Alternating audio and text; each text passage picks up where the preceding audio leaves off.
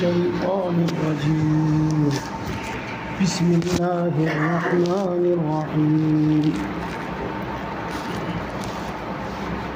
وَإِذْ بَوَّأْنَا لِإِبْرَاهِيمَ مَكَانَ الْبَيْتِ أَلَّا تُشْرِكْ بِي شَيْئًا وَطَهِّرْ بَيْتِيَ لِلطَّائِفِينَ وَالْقَائِمِينَ وَالرُّكَّعِ السُّجُودِ صدق اللہ العظیم۔ محترم بزرگوں اور دوستو، تفسیر کا سلسلہ تو ابھی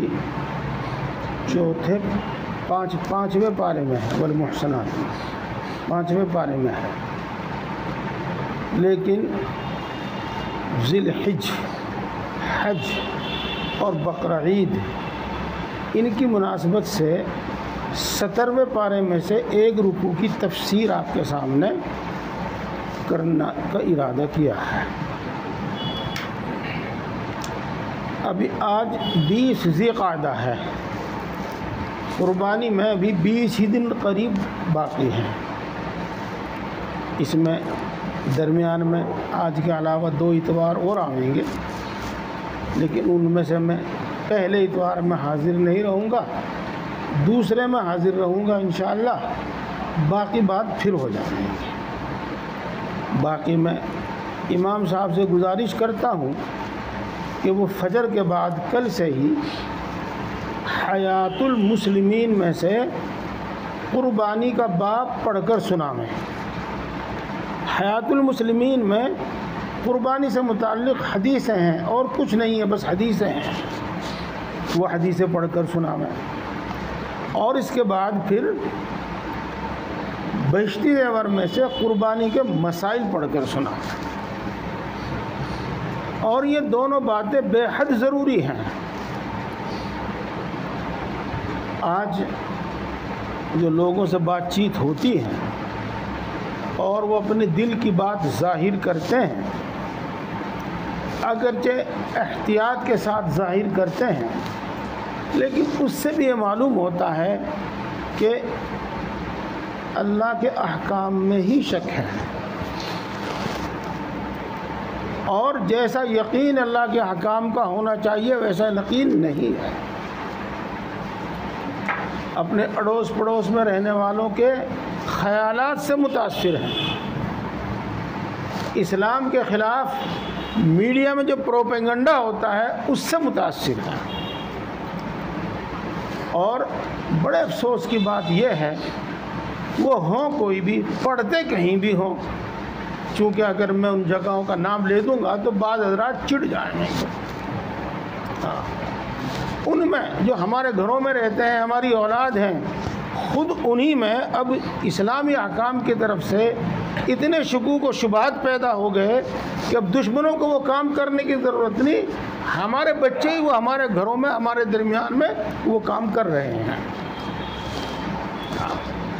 اس واسطے ضروری ہے، فرض ہے، اور یہ اس کا ایک حل بھی ہے کہ قرآن پاک جو رہتی دنیا کے واسطے ہے، اس میں اس سے متعلق جو کچھ ہے وہ امت تک پہنچایا جائے، اور رسول اللہ صلی اللہ علیہ وسلم اس بابت جو فرما کر گئے ہیں وہ امت تک پہنچایا جائے، کہ دونوں ذریعے ایسے ہیں کہ ان سے شکوک و شبہات دور ہو سکتے ہیں، اور ان سے ہمیں یقین کی کیفیت اور یقین کا درجہ حاصل ہو سکتا ہے۔ بس چونکہ مجھے کم وقت میں زیادہ کام کرنا ہے، اس لیے میں مختصر سی بات کہہ کر ترجمہ کرتا ہوا چلوں گا۔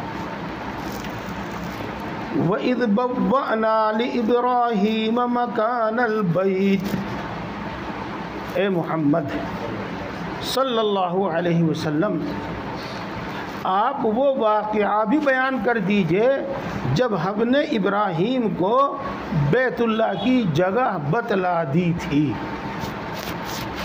بس یہاں تو اتنا ہی فرمایا، لیکن اس کو سمجھنے کے واسطے ہمیں کچھ اور بلکہ بہت کچھ سمجھنا پڑے گا۔ اللہ رب العزت نے آسمان زمین سب کچھ ساری کائنات پیدا فرمائی، تو زمین پیدا فرمانے کے بعد اس پر جو سب سے پہلی عمارت بنی، سب سے پہلا گھر بنا، وہ مکہ، وہ کعبہ ہے، کعبہ بیت اللہ۔ اللہ نے چوتھے پارے میں ارشاد فرمایا ان اول بیت وضع للناس للذی ببکۃ مبارکا وہدی للعالمین۔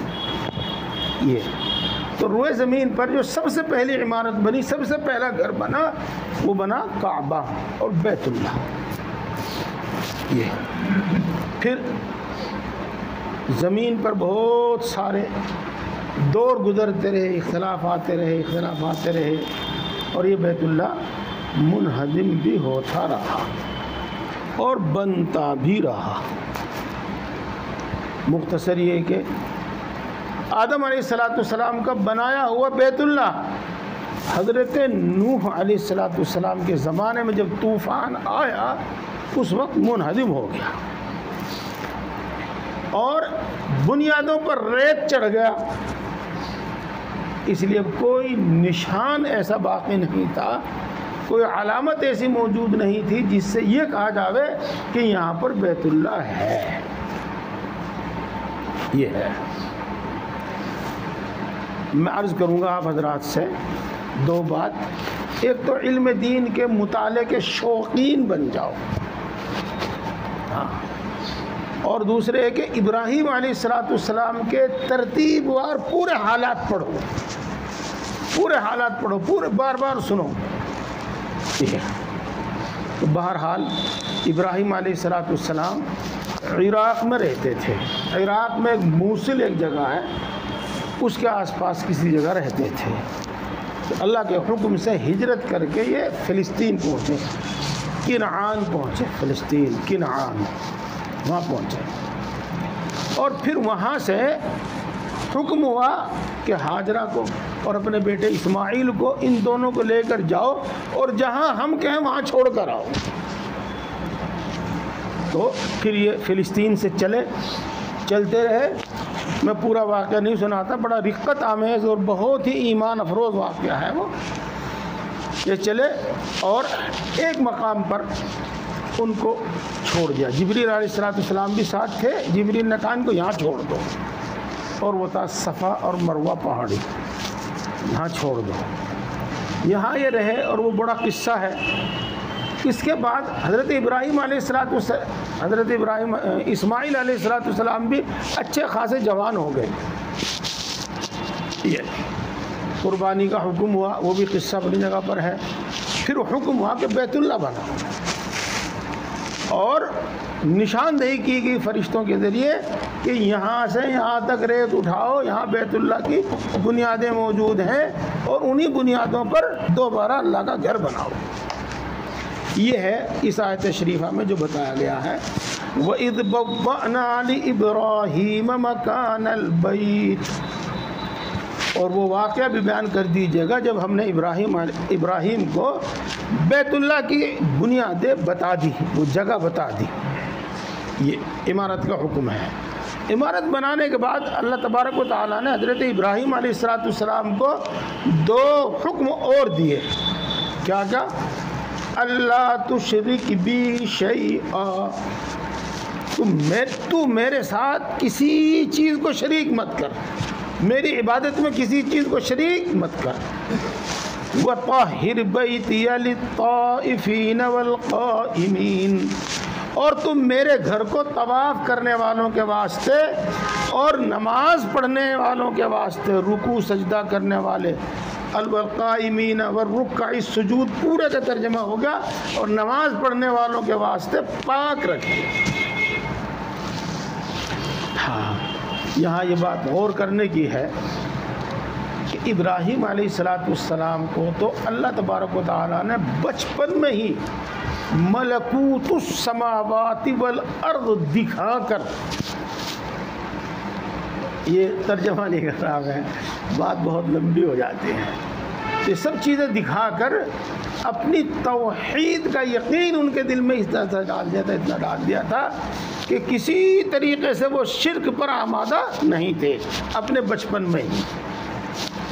آج جب وہ بڑے مرتبے کے، بہت بڑے مرتبے کے نبی ہیں، آج وہ کیسے شرک کر سکتے ہیں؟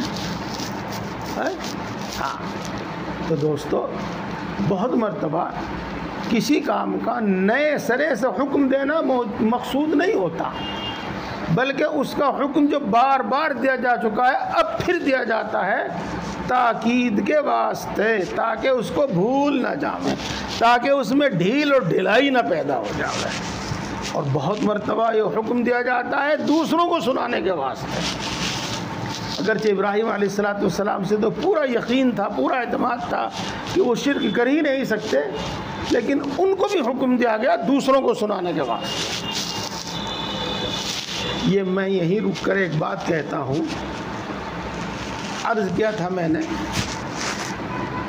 ان اللہ لا یغفر ان یشرک بہ ویغفر ما دون ذلک، وہاں کو تفصیل بیان کی۔ ایک ہے شرک، کھلا شرک، کسی کو عبادت میں شریک کرنا، اور ایک ہے کچھ مشرکانہ اعمال، مشرکانہ عمل، مشرکانہ اعمال۔ جیسے کھلے شرک سے بچنا ضروری ہے، ایسے ہی مشرکانہ اعمال سے بھی بچنا ضروری ہے۔ ہاں، مشرکانہ اعمال سے بچنا ضروری ہے۔ ہاں، مشرکوں کی وہ خاص چیزیں جو انہی کے ساتھ خاص ہیں، ان سے بچنا بھی ضروری ہے۔ سر پہ چوٹا رکھنا، جنیو پہننا، جی یہ دو باتیں تو مجھے اس وقت یاد آئی گئی، اور بھی کچھ ہو سکتی ہے۔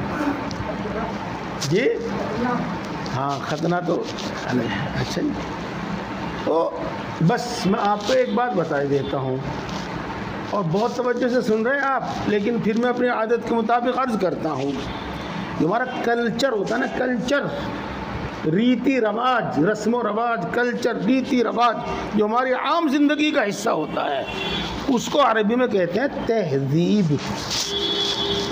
اس کو عربی میں کہتے ہیں تہذیب، اور یہ لفظ تہذیب مذہب سے بنا ہے، مذہب سے ہی بنا ہے۔ تو ان دونوں کو ملا کر آپ یہ بات سمجھ لیجئے گا، جو ہمارے ریتی رواج ہوتے ہیں، ہمارا کلچر ہوتا ہے، ہماری تہذیب یہ ہوتی ہے، اس پر بھی مذہب کی پوری پوری چھاپ ہوتی ہے۔ تو یہ ریتی رواج جب ہمارے اسلامی تہذیب ہوگی تو اس میں توحید اور ایمان کے اثرات ہوں گے، اور جب مشرکانہ تہذیب ہوگی اس تمام ریتی رواج میں وہی شرکیہ اعمال اور شرک کا اثر موجود ہوگا۔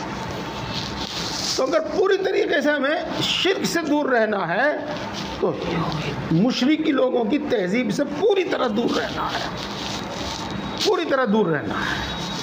انشاءاللہ تفصیل آتی رہتی ہے۔ ایک تو یہ بات، اور دوسری بات یہ فرمائی،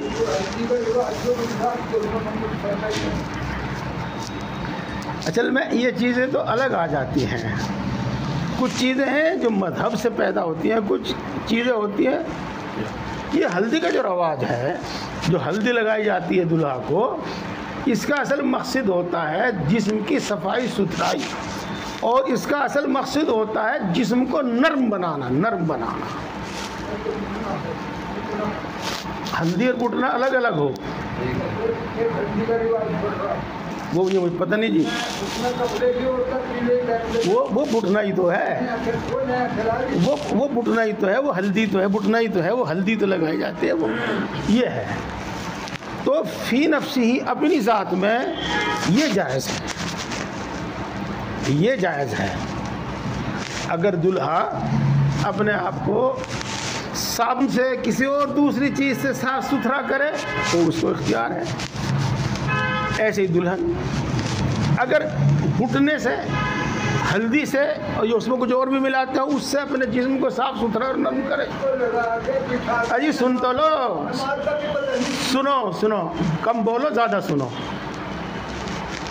تو وہ اپنے طور پر اس کو لگا لے تو اس میں کوئی حرج نہیں ہے۔ اب رہتا ہے یہ کہ اس کے ساتھ اور کیا کیا رواج اور کیا کیا برائیاں شامل کر لی جائیں۔ یہ ہے۔ تو اب اگلا جو حکم ہوگا ان برائیوں کو دیکھ کر ہوگا، یہ فی نفسی اپنی طور پر اپنی ذات میں جائز ہے، لیکن اگلا جو حکم ہوگا وہ ان برائیوں کو دیکھ کر ہوگا۔ مثال کے طور پر دلہا یا دلہن مردوں کے سامنے یا عورتوں کے سامنے اپنا یہ سطر جس کو کہتے ہیں ران وغیرہ، ناف سے نیچے کا یہ حصہ کھول کر بیٹھے تو یہ گناہ کبیرہ ہو جائے گا۔ اس میں گیت گائے جانے لگے وہ الگ ایک گناہ کبیرہ ہو جائے گا۔ اس میں اور دوسری کوئی رسمیں شامل ہو جائیں تو ان کے اعتبار سے الگ الگ حکم ہو جائے گا۔ یہ ہے۔ تو اس وقت تو میں نے مختصر سی بات آپ کو بتائی تھی کہ شرک سے بچنے کے واسطے ضروری یہ ہے کہ مشرکوں کی تہذیب سے بھی بچیں، ان کے ریتی رواج، ان کے کلچر سے بھی بچیں۔ اس کی تفصیل آگے علماء اور فقہا بیان فرماتے ہیں کہ کون سا عمل مشرکانہ ہے اور کون سا صرف گناہ ہے۔ وطاہر بیتی، ہاں، اور میرے گھر کو طواف کرنے والوں کے واسطے پاک صاف رکھیے اور نماز پڑھنے والوں کے واسطے پاک صاف رکھیے۔ اس میں دونوں طرح کی پاکی اور دونوں طرح کی صفائی کا حکم ہے۔ ایک تو یہ کہ اس میں کوڑا کرکٹ نہیں ہونا چاہیے، میل کچیل نہیں ہونا چاہیے، مسجد کے گدے ہیں یہ صاف ستھرے ہونے چاہیے، یہ میلے نہیں ہونے چاہیے، یہ فرش ہیں، یہ صاف مصلی ہے، گرز دیوار ہے، کچھ بھی کوئی بھی چیز ہے بالکل صاف ستھری ہونی چاہیے۔ جس طریقے سے ہم اپنے گھر کو شوق سے خوب صاف ستھرا صاف رکھتے ہیں ایسے ہی۔ دیکھو یہاں دو چیزیں الگ الگ ہیں۔ ایک چیز ہے مسجد میں بے جا خرچ کر کے زیب و زینت بڑھانا، یہی باریک باریک فرق ہے جو سمجھنے کے ہیں، اور ایک ہے صاف ستھری رکھنا۔ مثال کے طور پر آپ نیچے سے اوپر تک اس میں سب میں ٹائل لگوا دیں تو اس کا مطلب ہے صفائی، اور اس میں آپ یہاں پر 2000 کا 10,000 کا 20,000 کا ایک وہ کیا کہتے ہیں فانوس لٹکا دیں، اس کا مطلب ہے صرف زینت، وہ جائز نہیں۔ یہ جو لگا دی گئی ہیں ان کی تعریف کی جائے گی، یہ ہونی چاہیے کہ ان سے صفائی ستھرائی باقی اور قائم رہتی ہے۔ یہ اور دوسری چیز یہ کہ بیت اللہ ہو یا مسجد ہو، اس میں کوئی مشرکانہ عمل، کوئی بدعت والا عمل یعنی خلاف دین کوئی کام نہیں ہونا چاہیے۔ تو گویا کہ بیت اللہ کو کفر و شرک سے بھی پاک رکھنے کا حکم دیا گیا ہے، اور اس کے ساتھ ساتھ اس کو پاک صاف رکھنے کا بھی حکم دیا گیا ہے۔ یہاں ایک بات ہو گئی، کچھ ضروری باتیں جن سے آج کل ہم لوگوں کو الجھا لیا جاتا ہے ان کو بات آتا ہے۔ ان کا جو بیت اللہ ہے نا کعبہ، وہ ہمارا شیو مندر ہے، اور اس میں جب ان کے نبی آئے تھے، جب وہاں پر سینکڑوں بت رکھے ہوئے تھے، وہ انہوں نے زبردستی قبضہ کر کے بت نکال دیے تھے، وہ تو ہمارا شیو مندر ہے۔ وہ یہ باتیں طاقت کے نشے میں اندھے ہیں، یوں بھی نہیں سوچ رہے ہیں کہ کس بات کا مذاق اڑایا جائے گا، کون سی بات کہی جاوے کون سی بات نہ کہی جاوے۔ تو دیکھو آدم علیہ السلام نے بنایا، حضرت ابراہیم علیہ السلام نے بنایا، اور اس کو ہمیشہ بتوں سے اور شرکیہ اعمال سے پاک رکھا گیا۔ تو کسی کا شیو مندر نہیں ہے، وہ تو بیت اللہ ہے، کعبہ ہے ہمیشہ سے۔ ایک تو یہی بات سمجھ لو، وہ کچھ بھی کہتے رہے اس سے متاثر نہ ہو۔ ہم آج جواب نہیں دے سکتے کھل کر، لیکن بہرحال خود متاثر نہ ہو، ایک بات۔ اور دوسری بات، آپ بہت دھیان سے سن رہے، لیکن میں پھر کہوں گا دھیان سے، جب ہم ہی مشرکانہ اور بدعت والے اعمال میں لگیں گے تو ان مسجدوں میں بت اور بدعت زندہ ہو جائیں گی۔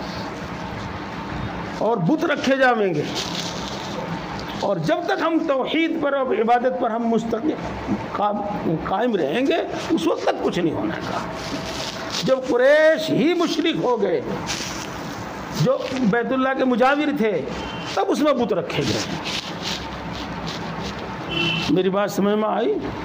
ہاں، ہم اگر قبرستانوں پر گھر نہ بنائیں اور قبرستانوں کو ہم کرکٹ کا فیلڈ نہ بنائیں اور ہم قبرستانوں میں گوبر نہ پاتیں تو کسی کی مجال نہیں ہوگی اس کی طرف دیکھنے۔ اور جب ہم یہ سب کچھ کام کر لیں گے تو وہ یہ سمجھیں گے کہ ان کے یہاں اس کی کوئی زیادہ اہمیت نہیں ہے، ذرا سا ہم دم خم دکھاویں گے تو یہ پیچھے ہٹ جائیں گے۔ یہ اب آگے چلتے ہیں۔ اگلی آیت شریفہ کا میں پہلے مفہوم بتاتا ہوں تاکہ ترجمہ آسانی سے سمجھ میں آ جائے۔ دوسرا حکم اللہ رب العزت نے حضرت ابراہیم علیہ السلام کو یہ دیا کہ بیت اللہ تو تیار ہو گیا، اس کی تعمیر کا ذکر سورہ بقرہ میں آ چکا ہے۔ آیا وَإِذْ يَرْفَعُ بیتی و اسماعیل ربنا تقبل منا، تفصیل سے ذکر آیا ہے، اب موقع نہیں ہے تفصیل کا۔ جب بیت اللہ تیار ہو گیا تو ابراہیم علیہ السلام کو اللہ تبارک و تعالیٰ نے حکم دیا کہ آپ کسی اونچی جگہ پر چڑھ کر لوگوں کو بیت اللہ کے حج کے واسطے بلائیے۔ یہ ہے تو ایک روایت کے مطابق تو جو مقام ابراہیم ہے جو آپ نے دیکھا ہوگا بیت اللہ میں مطاف میں ہی ابھی ہے، وہ اس کو بہت اونچا کر دیا، اور اس پتھر میں ہمیشہ سے یہ خاصیت ہے، یہ مقام ابراہیم وہ پتھر ہے جس پر کھڑے ہو کر حضرت ابراہیم علیہ السلام نے بیت اللہ کی تعمیر کی۔ یہ خود بخود ہی ایٹومیٹک ہی اوپر کو اونچا ہوتا رہتا تھا اور تعمیر اوپر تک جاتی تھی، یہ جتنی تعمیر اوپر ہوتی جاتی تھی ایٹومیٹک ہی اونچا ہوتا تھا، اور ایٹومیٹک ہی پھر یہ خود بخود نیچے ہوتا چلا جاتا تھا۔ تو اس میں اللہ نے یہ تاثیر رکھی ہے کہ اس کو اللہ تبارک و تعالیٰ نے بہت اونچا کر دیا اس پر کھڑے ہو کر۔ اور بعض روایت سے معلوم ہوتا ہے کہ جبل ابی قبیس پر ایک بہت اونچا بلند پہاڑ ہے، اس کی چوٹی پر کھڑے ہو کر ابراہیم علیہ السلام نے یہ کہا، میں اردو میں اس کا ترجمہ کر کے بتا دوں کہ اے لوگو اللہ کا گھر تیار ہو گیا ہے، اس کے حج کے لیے آؤ۔ حضرت ابراہیم علیہ السلام نے اللہ رب العزت سے عرض کیا کہ اللہ میری آواز کس تک پہنچے گی؟ یہاں تو چاروں طرف میدان ہے، یہاں تو کوئی آبادی بھی نہیں ہے، میری آواز کہاں کس تک پہنچے گی؟ اللہ نے فرمایا تم کھڑے ہو کر جیسا ہم نے تمہیں کہا تم ایسا کرو تو صحیح، اسی جگہ پر کھڑے ہو کر تم اعلان تو کرو، ہم سب تک تمہاری آواز پہنچا دیں گے۔ یہ تو یوں کہتے ہیں کہ اس زمانے کے تمام انسانوں، روئے زمین پر بسنے والے سب انسانوں کے کانوں میں وہ آواز پہنچی۔ یہ ہے، اور روئے زمین پر بسنے والوں کے کانوں میں ہی نہیں بلکہ قیامت تک جتنی روحیں دنیا میں آنے والی اور ان کے مقدر میں حج تھا ان تک بھی یہ آواز پہنچی، اور ان سب نے آواز سن کر یہی کہا لبیک اللہم لبیک لبیک لا شریک لک لبیک ان الحمد والنعمت لک والملک لا شریک لک۔ یہ وہ ہے وَأَذِّن فِي النَّاسِ بِالْحَجِّ، اور اے ابراہیم تو لوگوں میں حج کا اعلان کر دیجئے۔ وہ بات پوری ہو گئی جو میں نے بتائی، اس سے آپ کو تفصیل سمجھ میں آ گئی۔ یَأْتُوکَ رِجَالًا وَعَلَىٰ كُلِّ ضَامِرٍ یَأْتِینَ مِن كُلِّ فَجٍّ عَمِیقٍ، وہ سب لوگ پیدل چل کر اور دور دراز سے آنے والی دبلی اونٹنیوں پر چل کر آپ کے پاس یعنی بیت اللہ کے پاس آئیں گے حج کرنے کے واسطے۔ چنانچہ ہمیشہ سے ایسا ہی چلا آ رہا ہے، جس سے جس طرح بن پڑتا ہے وہ وہاں پہنچتا ہے اور حج ادا کرتا ہے۔ پیدل چل کر جانے والے بھی حج ادا کرتے ہیں، اور اونٹنیوں پر اور گھوڑوں پر بھی سوار ہو کر وہاں جاتے ہیں. اور جب کوئی بھی جانور ہو، چاہے وہ اونٹنی ہو چاہے وہ گھوڑا ہو، مسلسل سفر میں رہے گا، گرمی اور دھوپ میں رہے گا، تو اس کی چربی پگھل جاوے گی، وہ دبلا ہو جاوے گا.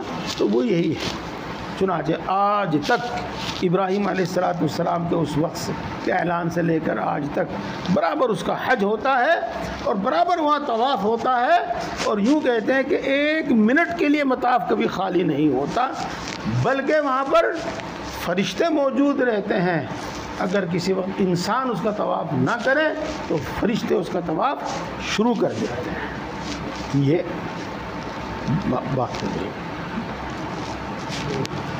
حضرت آدم علیہ السلام نے حج کیا، اور حضرت آدم علیہ السلام کے بعد حضرت نوح علیہ السلام تک تمام انبیاء نے حج کیا، اور بیت اللہ ہی کا کیا، اور کسی دوسرے کا نہیں کیا. دوسرے کا اس لیے نہیں کیا کہ پہلے بیت اللہ بنایا گیا، اور بیت اللہ کے 40 سال کے بعد بیت المقدس بنایا گیا، بیت المقدس.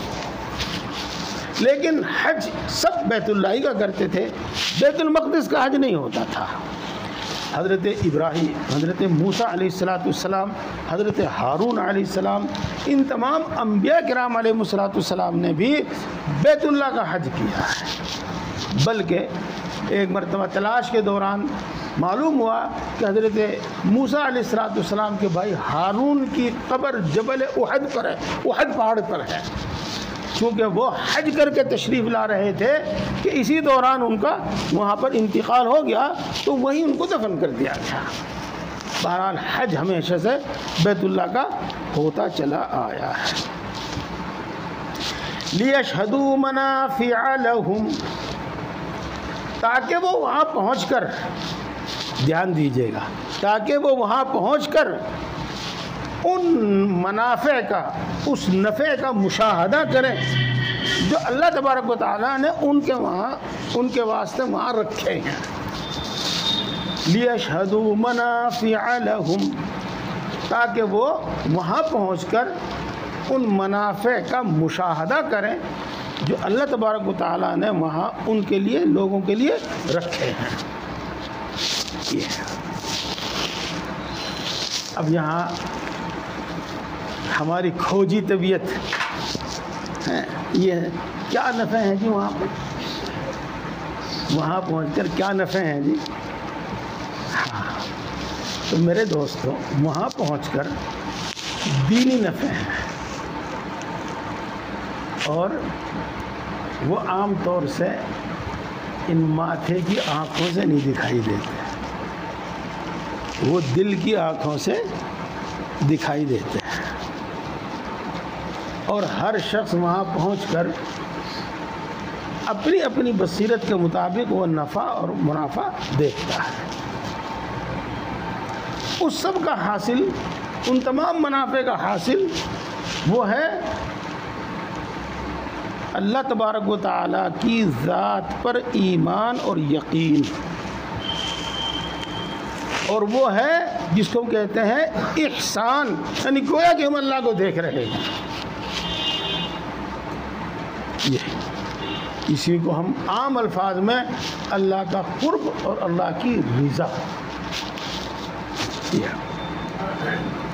روایات ہیں اور بھی روایات ہیں، اور روایات بہت پکی بھی ہوتی ہیں اور کچھ کچی پکی سی بھی ہوتی ہیں. یوں کہتے ہیں کہ جب آدمی پہلی مرتبہ حجر اسود کے سامنے جاتا ہے تو اس کے دل پر اسی وقت ایک مہر لگ جاتی ہے. اس وقت اس کے دل میں جو ایمان اور یقین ہے وہ کبھی کم نہیں ہونے گا، جس کو ہم یوں کہہ سکتے ہیں کہ انشاءاللہ ایمان پر خاتمہ ہوگا. اس میں ترقی تو جتنی ہو لیکن اب اس سے کم نہیں ہونے کا، کم. یہ بتاتے ہیں. تو اصل چیز ایمان، یقین، اللہ کا قرب، اور جس ہم کہتے ہیں احسان کی کیفیت، یہ نفع ہیں. اور دنیاوی نفع بھی ہیں۔ دنیاوی نفع تو وہاں اپنی آنکھوں سے دیکھتے ہیں آپ کہ دنیا بھر کا مال آ رہا ہے اور دنیا بھر کا مال بک رہا ہے، سستے داموں میں خرید رہے ہیں، نفع کما رہے ہیں، اور کھانے پینے کی چیزوں کی فراغت ہے، دنیا کے عیش اور راحت کی ایسی فراوانی ہے جو کہیں دوسری جگہ نظر نہیں آتی۔ یہ وَيَذْكُرُ اسْمَ اللَّهِ فِي أَيَّامٍ مَّعْلُومَاتٍ عَلَى مَا رَزَقَهُم مِّن بَهِيمَةِ الْأَنْعَامِ، اور وہ کچھ متعین دنوں میں، ایام معلومات کا ترجمہ کر رہا ہوں میں، اور وہ کچھ متعین دنوں میں اللہ کا نام لے ان جانوروں پر، ان چوپاؤں پر جو اللہ نے ان کو دیے۔ دوبارہ ترجمہ کر دوں گا میں، اور وہ لوگ کچھ متعین دنوں میں ان چوپاؤں پر، من بہیمۃ الانعام، ان چوپاؤں پر جو اللہ نے ان کو دیے ہیں اللہ کا نام لیں۔ ترجمہ تو یہی ہے جو میں نے آپ کو بتا دیا، اور اس کے اندر کیا کیا رکھا ہوا ہے، ہاں اس کو بیان کرنے سمجھنے کے لیے علم کی بہت ضرورت ہے۔ میں آپ کے سمجھ کے مطابق یوں کہتا ہوں کہ بہیمۃ الانعام پر، چوپاؤں پر اللہ کا نام لے کر ذبح کریں، یہ اس کا پورا مفہوم ادا ہوا۔ ابھی میں نے آپ کے سامنے عرض کیا کہ یہ الفاظ کیوں استعمال کیے، ذبح کا لفظ کیوں نہیں استعمال ہوا، بڑی باریکی ہے اس میں، اور یہاں بیان کرنا میں زبان لڑکھڑانے لگتی ہے۔ اللہ کا احسان ہے، اللہ کا احسان ہے، میں آپ کو آسان لفظوں میں بتاؤں گا، دھیان دیجئے۔ مقصود ذبح کرتے وقت اللہ کا نام لینا ہے، اس کی کھال، اس کا گوشت، اس کی ہڈیاں وہ مقصود نہیں ہے۔ اس لیے یہ نہیں کہا کہ تم اللہ کا نام لے کر ان کو ذبح کرو، ان پر اللہ کا نام لو، کہ مقصود گوشت نہیں ہے، کھال نہیں ہے، ہڈیاں نہیں ہیں، بلکہ مقصود اللہ کا نام لے کر ان کو ذبح کرنا ہے، خون بہانا ہے، یہ ہے۔ اب ایک بات تو یہ سمجھ لیجیے گا، اگرچہ میں نے اس کی تردید کئی بار آپ کے سامنے کر دی، اور آپ کو ایسا مطالبہ کبھی نہیں کرنا چاہیے کہ قربانی کا ذکر ہے کہیں قرآن پاک میں، یہ ذکر نہیں، مطالبہ نہیں کرنا چاہیے، اس واسطے کہ اسلامی احکام سب کے سب قرآن پاک میں موجود نہیں ہے، بلکہ دوسری جگہ بھی موجود ہے، جیسا کہ میں نے آپ کو بتایا تھا۔ لیکن میں آپ سے عرض کر دوں کہ قربانی کا حکم قرآن پاک میں موجود ہے، ایک بات، اور یہی نہیں دوسرے مقامات پر بھی موجود ہے۔ اسی رکوع کے بعد اگلے رکوع میں بھی اس کا ذکر آ رہا ہے، اور پھر چھوڑ کر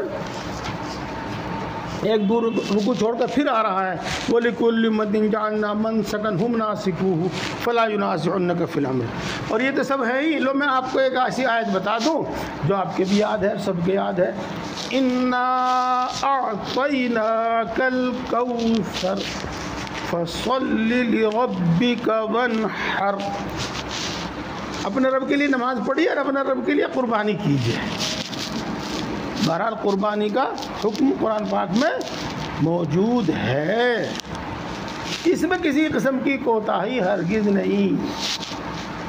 اور دوسری بات یہ کہ مقصود اللہ کا نام لے کر ذبح کرنا ہے، گوشت مقصود نہیں ہے۔ اسی وجہ سے یہ جو بار بار ہمارے جاہل نیتا جو لیڈر تو بن گئے ہیں، لیکن صحیح معنوں میں مسلمانوں کے نیتا نہیں، مسلمانوں کے لیڈر نہیں، ان کو تو اسلام اور مسلمانیت کے بارے میں کچھ پتہ ہی نہیں ہے۔ ہم ایسے نہیں کہہ رہے، جب وہ بولتے ہیں جب پتہ چلتا ہے کہ ہے ان کے پاس کچھ یہ نہیں ہے، پتہ یہ چلتا ہے کہ کچھ نہیں ہے ان کے پاس، وہ بھی مشورہ دینے لگتے ہیں اور دوسرے لوگ مشورہ دینے لگتے ہیں کہ اس سال سوگ میں قربانی نہیں کری جائے گی، سوگ منائیں گے، قربانی نہیں کریں گے، اور اس سال قربانی نہ کر کے قربانی کا پیسہ فلاں قوم کے لیے امداد کے لیے بھیجا جائے گا، فلاں جگہ کے بچوں کے لیے بھیجا جائے گا۔ میرے دوستو، اس کا فنڈ الگ ہے ہمارے پاس، اس میں سے خرچ کرو. یہ فنڈ تو صرف اسی کام کے واسطے ہے. اس لیے کوئی قربانی کرو، اپنے ہاتھ سے کرو. اگرچہ دوسرا بھی آپ کی طرف سے کر سکتا ہے، لیکن یہ زمانہ کچھ اسی طرح کا ہے. ہاں، اعتماد نہیں کیا جا سکتا آسانی سے کسی پر. پیسے ہم نے دے دیے، بک گئے پیسے، پتہ نہیں ہوئی قربانی نہیں ہوئی. اور بڑے خوش نما الفاظ میں اجتماعی قربانی کا انتظام ہے، اجتماعی قربانی کا انتظام ہے، بڑے بڑے اعلان دیے جا رہے ہیں. اور اس کے ساتھ ساتھ صرف 1600 روپے میں، صرف 2000 روپے میں. تو میرے بھائی کہاں سے کر دے گا وہ 2000 روپے میں؟ کہاں سے کر دے گا وہ 2000 روپے میں؟ خیر وہ جانے. بہرحال میں اس پر کوئی اس سے زیادہ تبصرہ کیے بغیر یوں کہتا ہوں کہ یہ فرض، یہ واجب ہے. واجب فرض کے درجے میں ہوتا ہے. اپنے ہاتھ سے کرو. اپنے ہاتھ سے نہیں کر سکتے تو ایسے شخص کو دو جو پورے اعتماد کے ساتھ آپ کی طرف سے قربانی کر سکے. بس وہ وقت ہو گیا، میں یہیں تک چھوڑ رہا ہوں. اللہ تعالی ہم سب کو دین کی صحیح سمجھ اور عمل کی توفیق عطا فرمائے. الحمدللہ رب العالمین الرحمن الرحیم مالک یوم الدین.